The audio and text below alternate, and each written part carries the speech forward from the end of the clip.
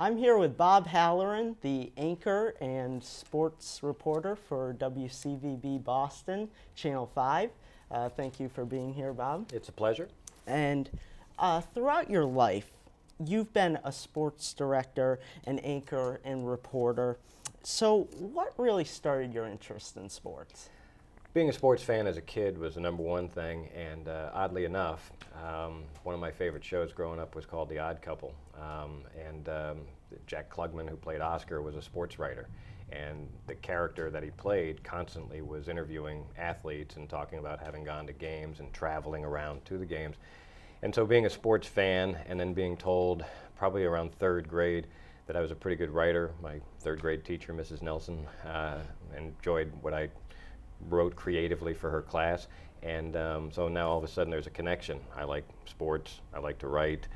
Oscar Madison's a sports writer, so I started thinking very early in my life that I wanted to be a sports writer. Just last year, you were promoted as a full-time sports reporter for WCVB Channel 5. Mm-hmm. Is there a sense of appreciation for getting that full-time job in broadcasting after many years of working your way up? I appreciate being employed, I'll tell you that much. I think it's a very difficult business.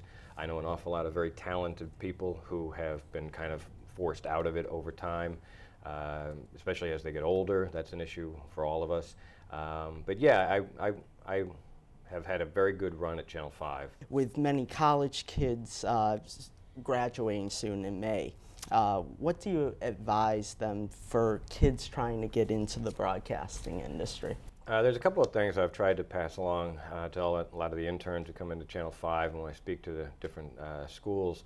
And what I've settled on really is the number one thing for kids coming out of school is they have to love this business and this industry, because if they only like it, they will learn to hate it very quickly. If you love it, you won't mind working Thanksgiving and Christmas and Easter and the 4th of July and weekends and overnight for very little pay. In journalism, media, no, you're not going to make big cash right away. So you have to love it. My other advice, which I'm not 100% sure of anymore, is get in the building. That's how I got my career started.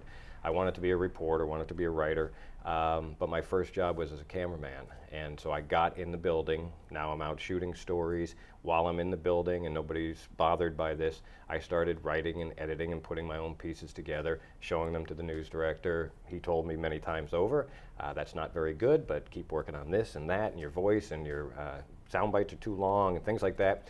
And after about 10 or 15 of those, I finally started getting some stories on the air. Now I'm a reporter. And along with being a news sports anchor, you've also written a few books such as Irish Thunder and Breakdown.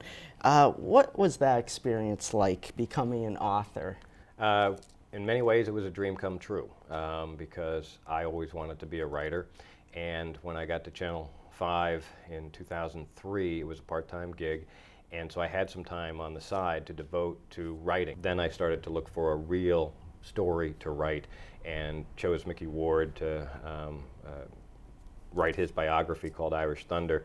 And those are great experiences because they're opportunities for me to put myself into situations that I have never experienced before. I understand you are currently working with the movie industry on a book you wrote.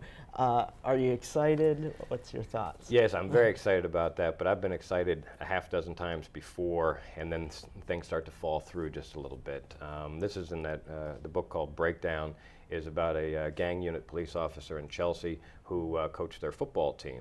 And so it was and there were gang kids on the team, and he had to kind of it's a good story. The script has been written that I didn't really help write, but I talked to the writer about my experiences and about the book and kind of streamlined his thought process. The excitement's there because, what if, and the possibilities, and maybe a movie will be made, and I'll be on the set, and I'll be hanging out with Denzel Washington. But, you're gonna want to interview me again someday when the movie comes out.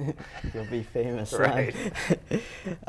So you have done a lot of work giving to charities toward ending elder homelessness, and also you've given proceeds to Jimmy Fund through your books. What's it like to help people who are less fortunate? I appreciate that question because I will tell you that I don't believe I would be as charitable. I'm a nice enough person, and I have difficulty saying no when people ask me for their help, but I don't think I would have been as charitable if I didn't choose this career.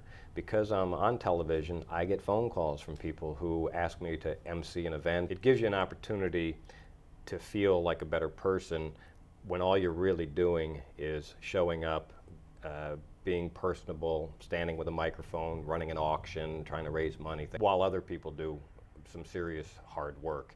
But you know, it's nice to contribute. Well, I want to thank you for being on the show. Thank you. Thanks a lot. And we're going to send it back to the desk.